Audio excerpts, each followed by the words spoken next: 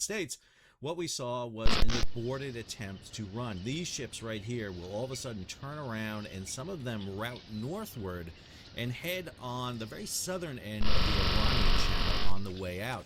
We don't know what precipitated that disruption. We just know that it did take place. Now, we saw the resumption of convoy traffic shortly thereafter going through the strait, and so we can assume that basically the United States or Iran had some sort of issue there. The Iranians, we believe, issued some warnings to ships. That's what precipitated the turnaround, but now traffic is going back through. Now, we do have some further announcements from the United States. This is out from the Joint Maritime Information Center on July 6th. This is from the Navy Coordination and Assistance Group, NCAGS.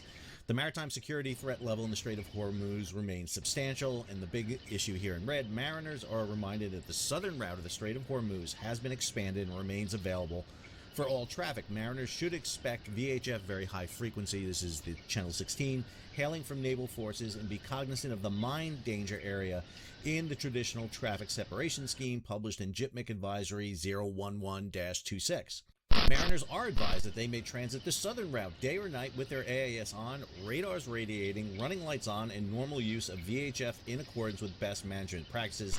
For maritime security, mariners are strongly encouraged to maintain engagement with NCAGs and utilize established reporting and coordination procedures. Coordination with NCAGs is not mandatory. Ships may transit the southern route without coordination. In other words, ships, if they want to, can head via that route. This is the JITMIC advisory as of 5 July.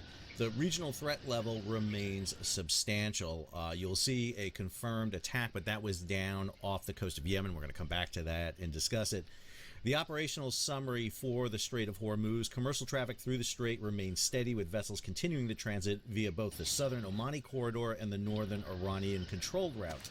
Reporting does not indicate a sustained increase in movements along the southern corridor. Instead, traffic patterns appear stable following the widening of the southern route. There's literally no mention of the disruption that we saw on 4 July. IRGC hailing, that's Islamic Revolutionary Guard Corps. UAS, which is unmanned aircraft systems activity, and targeted surveillance continued throughout the period, indicating sustained monitoring of commercial shipping and a continued intent to assert presence across key transit lanes. And it goes back to Nav Area 9 180-26.